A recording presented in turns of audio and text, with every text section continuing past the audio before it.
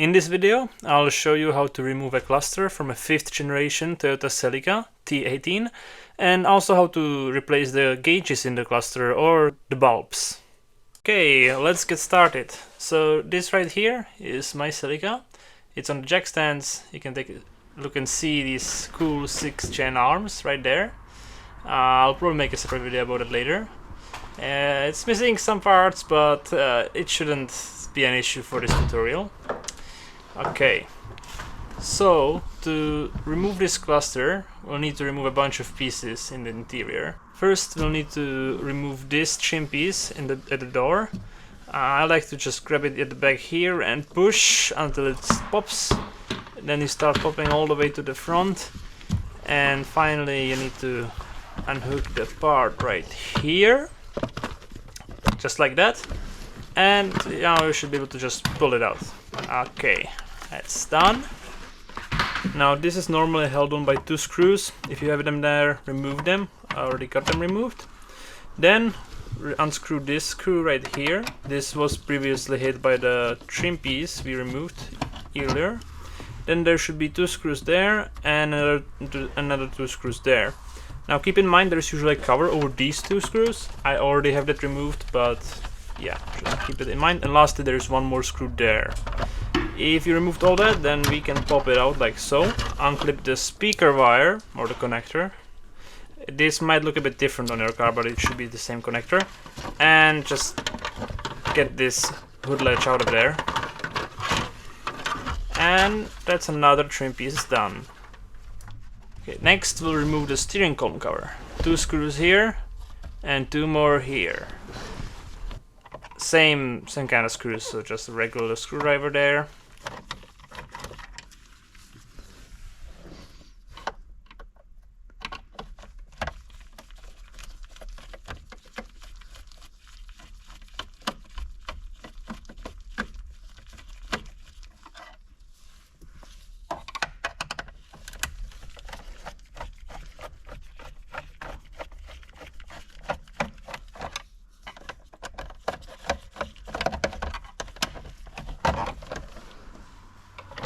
Okay, almost done, and there we go. So there's 2 pieces. The bottom one just falls down like so. The steering column cover uses these 4 special screws, so don't mix them up with the others. They won't fit anywhere else, so set them aside. So yep, the bottom cover and the top cover just slides out like so. Great.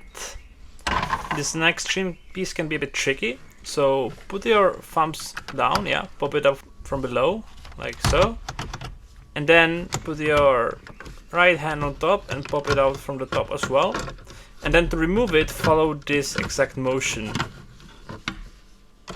Great. If you don't do it this way, it might be hard to get out, but anyway, that's done. Next is the largest trim piece, the cover around the cluster. So 1 screw here on the top, another on the top here, I already removed those, and then 3rd final one down here. I still have that there, so I'll remove that. But of course that's not all, there is a bunch of connectors and 2 wires going there. Oh yeah, this little clip, if you have it there, pop it out. I already lost it, no idea how.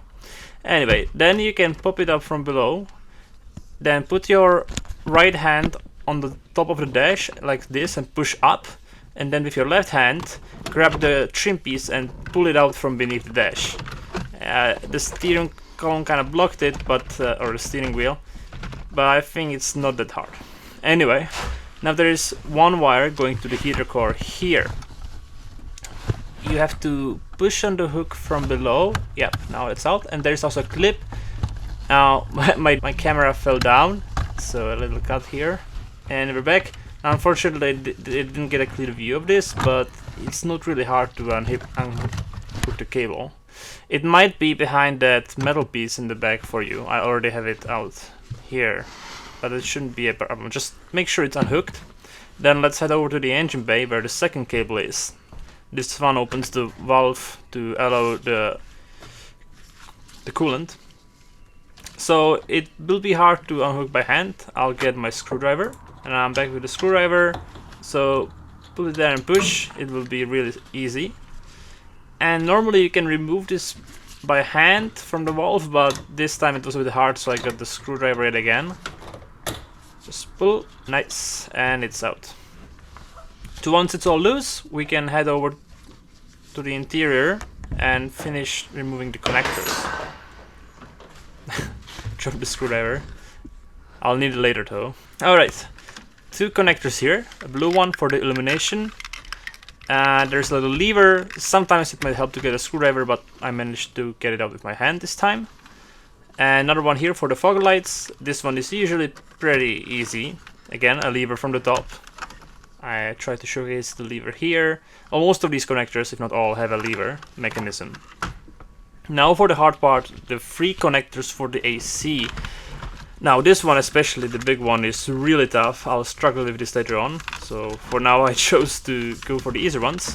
Unfortunately not a clear view, but there is, yeah, this black connector. It's usually pretty easy. And then another white one. We'll get a clear view a bit later. But yeah, the lever is from the left side, so it is hard to see.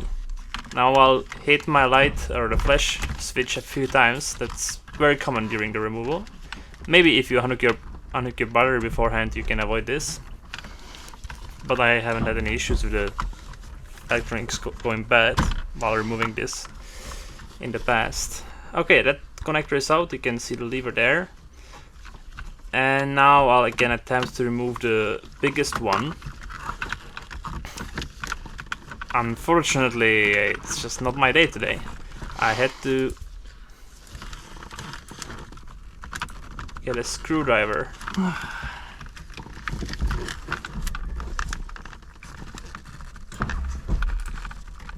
And now with the screwdriver,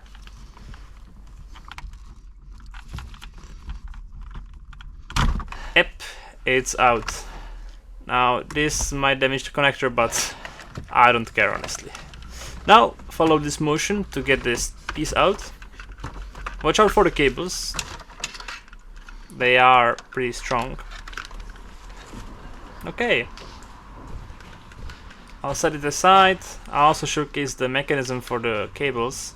So when you're moving the temperature dial, these 2 cables will basically be pulled or pushed by this lever here. Yeah, like so. So the blue wire controls the coolant flow and the black wire controls the how much air goes through the heater core. Okay, and to remove the cluster itself, there is four screws. Yeah, I kinda can't see it over there, but I think it will be very simple if you get to this point yourself. I only have 2 bottom ones here, so I'll remove those. But for you, you'll also have the 2 upper ones. Also keep in mind that you'll have a plastic acrylic cover over the cluster. I don't have that here, but it shouldn't be any different. Okay, now finally there's 3 connectors from the back. I'll try to show them now. So a brown one here on the left, a white one in the middle, and another white one on the right here. They all have a lever at the top, so I'll hold the cluster with one hand from the top, and with the other hand from below I'll be unhooking those levers and removing those connectors.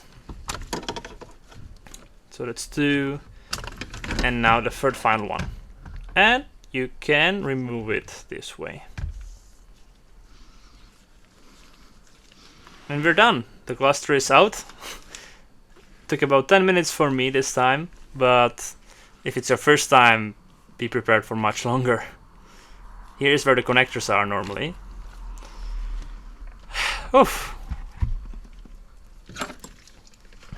That's how the connectors look. The levers on the top, as I mentioned earlier. That's all.